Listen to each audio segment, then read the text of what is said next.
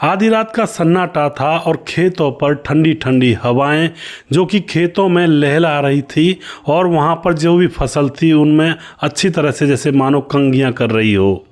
आधी रात के समय में जब ठंडी ठंडी हवाएं चल रही थी तो एक लड़की जो कि पगडंडियों से दौड़ती हुई एक लड़के के पास भागी चली जा रही थी। लड़का एक खेत की मेड़ पर बैठा हुआ था, तभी वहाँ पर जाकर वह लड़की रुकती है और जाकर के वह हाँप रही थी तो लड़का उसके माथे का पसीना पोंछता है और कहता है कि 1 मिनट बैठ जाओ। उसके बाद लड़की एक ही बात यहाँ पर कहती है लड़के से कि मैं दूसरी कास्ट की हूँ और तुम दूसरे कास्ट के हो, हमारे घर वाले बिल्कुल नहीं मानेंगे। यह बात सुनने के बाद लड़का कहता है कि तुम चिंता क्यों करती हो, तुम खेत के अंदर तो चलो। उसके बाद दोस्तों लड़की को खेत के अंदर ले जाता है और यहाँ पर उसके बाद जो होता है उस लड़की की डेड बॉडी मिलती है उस नदी के बालू के अंदर दफन हुई। वहाँ से एक नदी बहा करती थी। आखिर क्या तो उस लड़की के साथ हुआ था, किसने उसको इस दुनिया से मिटाया था, और पूरी जानकारी यहाँ पर लेने वाले हैं। कैसी परिस्थितियाँ हुई थी पूरी जानकारी लेंगे और वीडियो को लास्ट तक आप लोग ज़रूर देखा करें। नमस्कार, मैं हूँ सुदेश कुमार और तिरछी बात चैनल में आपका स्वागत है।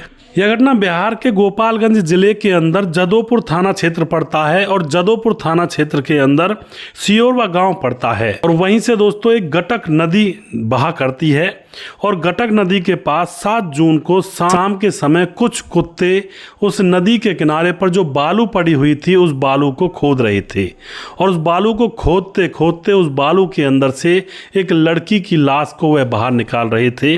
ग्रामीणों की नज़र उन कुत्तों के ऊपर पड़ती है तो जाकर देखते हैं कि क्या मामला है और जाकर जब वह देखते हैं तो वहाँ से एक लड़की को वह कुत्ते खोद रहे थे और उस लड़की का जो चेहरा था वहाँ तो बिल्कुल कंकाल था, यानी कि खोपड़ी थी, और नीचे का जो शरीर था उसमें कुछ मांस और कुछ चर्बी बची हुई थी। अब तो यहाँ पर पूरे गांव में शोर मच जाता है। पूरे गांव के अंदर जब लोगों को पता चलता है तो लोग भी वहाँ पर पहुँच जाते हैं। वहाँ जाने के बाद जब लड़की की हालत देखते हैं, लाश की हालत, पुलिस को बुलाया जाता है। पुलिस तुरंत ऐन मौके पर वहाँ पर पहुँच जाती है और जाने के बाद पुलिस देखती है कि भाई लड़की की हालत बहुत गंभीर है। लड़की 15 से 17 साल के उम्र के बीच में है और किसने इसकी ऐसी हालत की, क्या इस लड़की के साथ हुआ। और उसके बाद पुलिस उस लड़की की शिनाख्त करवाना चाहती है, लेकिन कोई भी इंसान उस लड़की को पहचान नहीं पा रहा था। अब तो लड़की की लाश को पोस्टमार्टम के लिए भेज दिया जाता है और उसके बाद जो पुलिस होती है अपनी कार्रवाई आगे की तरफ बढ़ाती है।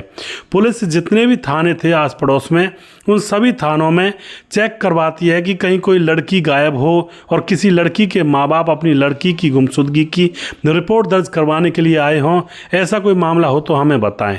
लेकिन दोस्तों किसी भी थाने में किसी भी लड़की के गायब होने की कोई रिपोर्ट दर्ज नहीं थी।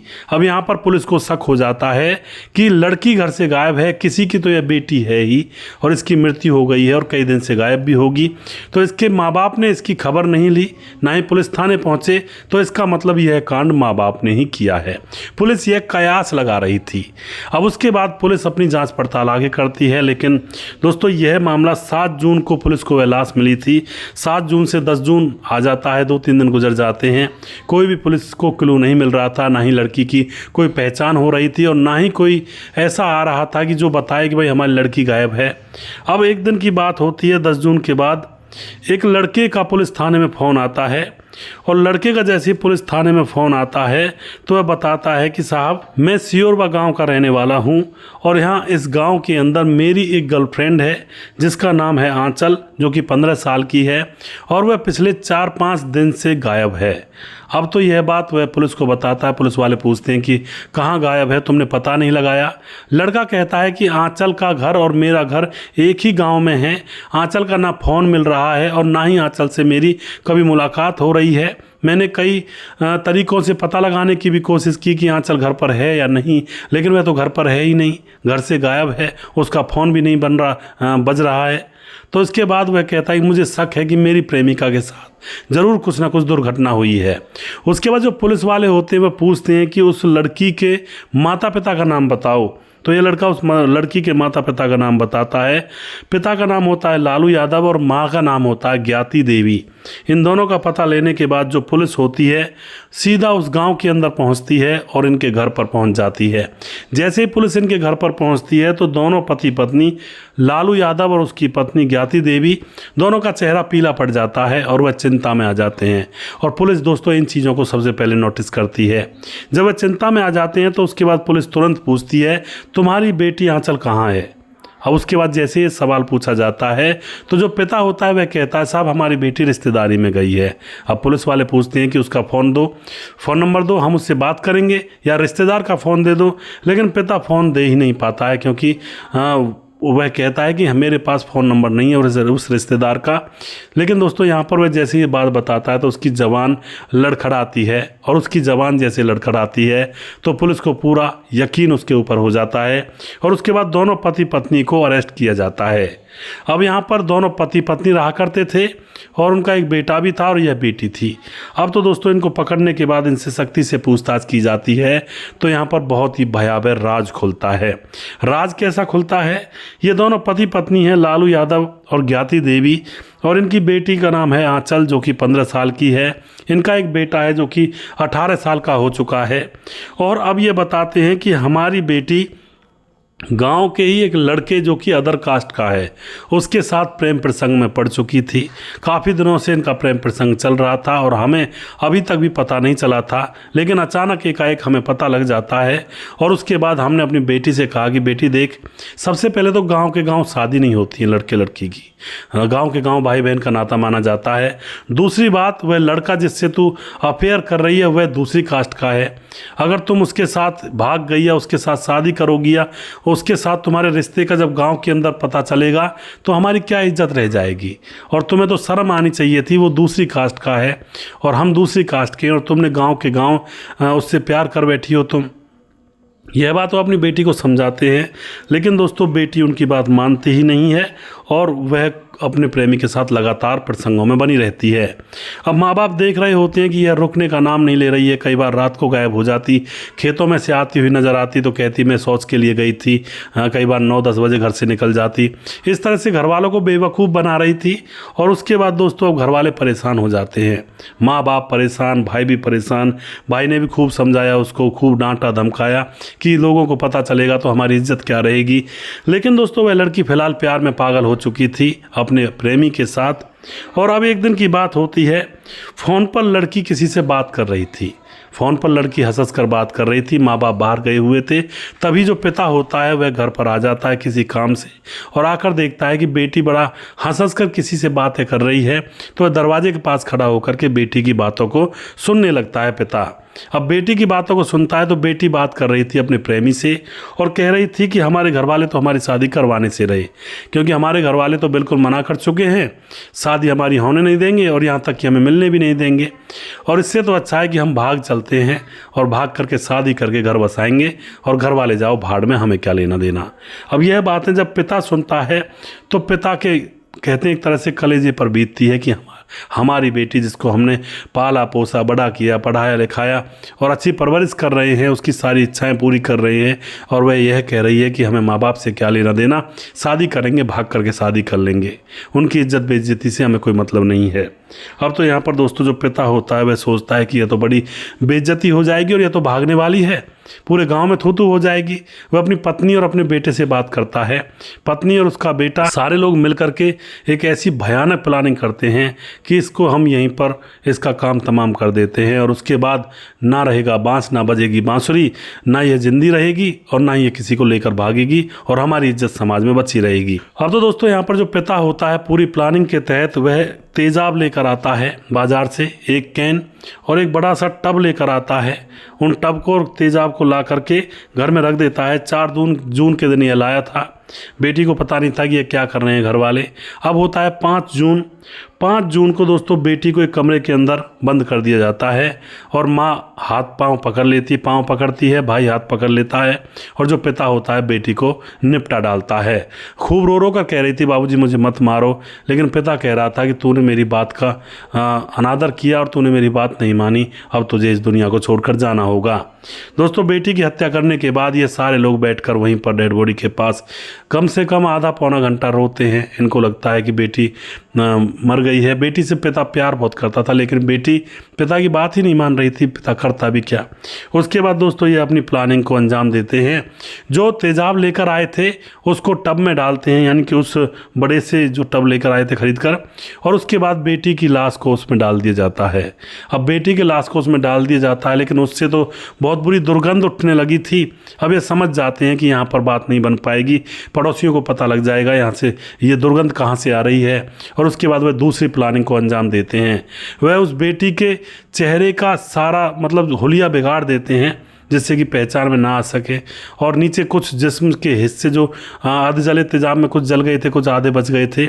अब बेटी की डेड बॉडी को उठाकर ले जाते हैं नदी, गटक नदी के किनारे, और वहाँ की बालू में उस बेटी को दफन कर दिया जाता है। और उसके बाद ये समझते हैं कि अब मामला रफा दफा हो गया है। लेकिन दोस्तों पुलिस को पता लगता है, और इधर जो बेटा होता है 18 साल का, वह घर से गायब है। अब पुलिस ने इन दोनों पति पत्नी को तो पकड़ लिया है, और उसके बाद उस बेटे की भी यहाँ पर तलाश की जा रही है। उसको भी बहुत जल्दी धर दबोचा जाएगा। तो यहाँ पर दोस्तों किसकी गलती? मैं ये नहीं कहूँगा माँ बाप की गलती नहीं है या बेटे की गलती नहीं है।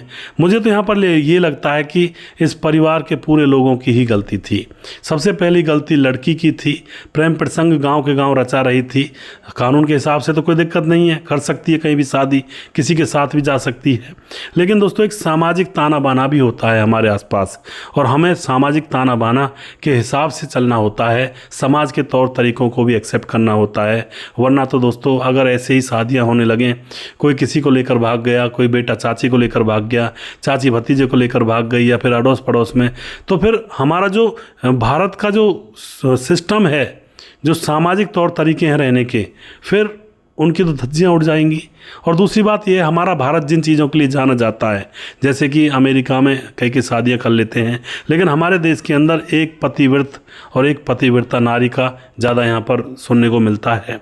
तो ये हमारी परंपराएं हैं, रीति रिवाजें हैं, सारी चीज़ें सामाजिक चीज़ों से जुड़ी हुई हैं। तो एक तरह से इन चीज़ों का बहुत हनन होता है जब इस तरह के कांड होते हैं। बाकी कानून के हिसाब से लड़का लड़की कोई किसी से भी शादी कर सकता है। कानून के हिसाब से तो दोस्तों यहाँ पर तो भी कोई एक्शन नहीं लिया जाएगा। तो बहुत एक तरह से कहते हैं समाज का फिलहाल पतन तो हो ही रहा है। और आप जो भी कुछ कहना चाहेंगे अपनी राय कमेंट बॉक्स में लिख सकते हैं और लोगों के साथ शेयर कर सकते हैं। और मैं यहाँ पर गलती उन माँ बाप की भी मानता हूँ, उनको किसी की ज़िंदगी मिटाने का अधिकार नहीं था। अगर बेटी नहीं मान रही थी तो भाड़ में जाए, ऐसी इज्जत बेइज्जती, और जहाँ उसे जाना था वहाँ चली जाती। लेकिन अब ये तीनों लोग, माँ बाप और जो नौजवान बच्चा था, बेटा था उनका 18 साल का, वो जेल में रहेंगे, और उनकी ज़िंदगी अब आगे की कैसे होगी। बेटी तो चल बसी इस दुनिया से। तो इस तरह से दोस्तों मैं बार बार कहता हूँ, अवैध रिश्तों में ना पड़ें। अवैध रिश्तों के चक्कर में घर परिवार बर्बाद होते हैं, जाने चली जाती हैं, और घरों पर ताले लग जाते हैं। इस घर पर ताला ही लग गया। इस घर पर अब कोई रहने वाला नहीं है, और इस घर के अंदर घास उगेगी। घास और जो खरपतवार होता है वो उगेगा इस घर की छतों पर और आंगन में। तो सावधान रहें, सतर्क रहें। वीडियो के लास्ट में कुछ भाइयों के नाम जरूर लेना चाहूँगा, जो भाई हमारे वीडियोज़ को देखते हैं और हमें खूब सपोर्ट करते हैं। हमारे साथ राजकिशोर चौरसिया महाबलेश्वर महाराष्ट्र से हैं। राधेश्याम शर्मा सिरसी जयपुर राजस्थान से हैं। सुशील चौधरी हमारे भाई लगातार कमेंट करते हैं। और उसके बाद पंकज कुमार हमारे भाई कमेंट करते हैं। और दोस्तों यहाँ पर हमारे साथ हैं साहब विर्क हैं, जो कि हमारे वीडियोस पर कमेंट करते हैं। जिला बिजनौर से चीमा फार्म साहब Singh, Sardar Singh, very good story, बहुत बहुत धन्यवाद जी। अशोक कुमार हमारे भाई लगातार कमेंट करते हैं, जो कि सऊदी में रहते हैं। और उसके बाद हमारे साथ मनोहर जोशी हैं, मिर्ज़ा बेग हैं, मोनू जैन हैं, जैनुद्दीन अंसारी हमारे भाई लगातार कमेंट करते हैं, बहुत बहुत धन्यवाद करते हैं। राम गोपाल शर्मा सुदेश भाई नमस्कार। समाज से सबसे बड़ा तो दो ही चीज़ हैं, एक पैसा और दूसरा नहीं बताया भाई ने। और ये रहने वाले राम गोपाल शर्मा कुशीनगर उत्तर प्रदेश से। उसके बाद हमारे साथ अशोक यादव हैं। ऐसा धन हो माता पिता बहू कैसा नहीं करना चाहिए था, गलत व्यवहार, जम्मू जिला खैरा प्रखंड, अशोक यादव, बहुत धन्यवाद करते हैं भाई का। पंकज कुमार हैं, और फेसबुक पर आपकी स्टोरी बहुत कम आ रही है सुदेश भाई। हाँ पंकज जी, मैंने आपको बताया था थोड़ा मैं परेशानी में था और इसलिए बहुत कम आ रही है, वरना तो मेरा फेसबुक पर शायद तकरीबन 7 से 8 स्टोरी डेली आती हैं। और 7 से 8 भी नहीं आ पाती हैं तो 5-6 तो आती हैं। लेकिन फ़िलहाल ऐसा माहौल हो रहा है, 1 या 2 ही आ पा रही हैं। कोई नहीं, वो आगे मैं काम को कंटिन्यू रखूँगा, आप चिंता मत करिए। पंकज कुमार भाई मेरा नाम पंकज कुमार है और वेरी वेरी नाइस स्टोरी और वेरी ब्यूटीफुल, और बहुत बहुत धन्यवाद करते हैं पंकज भाई। बाबूलाल अमर भाई कमेंट करते हैं, प्रेमचंद शर्मा कमेंट करते हैं, मुकेश कुमार यूपी 83 से कमेंट करते हैं, देवेंद्र सेन कमेंट करते हैं, राम शब्द कमेंट करते हैं, सन्नी सिंह कमेंट करते हैं, और उसके बाद ओम प्रकाश ग्रोवर कमेंट करते हैं, सूरज डियो अमर भाई फिजी से हैं, गॉड ब्लेस यू, जय हिंद जय भारत, बहुत बहुत धन्यवाद करते हैं जी। और संजय सिंह हमारे भाई लगातार कमेंट करते हैं, और जो भाई रह गए हैं उनके नाम मैं अगले वीडियो में ज़रूर लूँगा। आप लोग नए वीडियोज़ पर कमेंट किया करें जिससे कि मैं आप सभी के नाम यहाँ पर पढ़ सकूँ। पुराने वीडियोस पर कमेंट करते हैं तो मैं वहाँ पर नाम देख नहीं पाता हूँ आप लोगों के, तो नए वीडियो जो लास्ट में डाले गए हैं उन पर कमेंट कीजिएगा जिससे कि मैं पढ़ सकूँ। अगला वीडियो बहुत जल्दी फिर से लेकर आऊँगा, तब तक आप खुश रहें, सावधान रहें। जय हिंद जय भारत।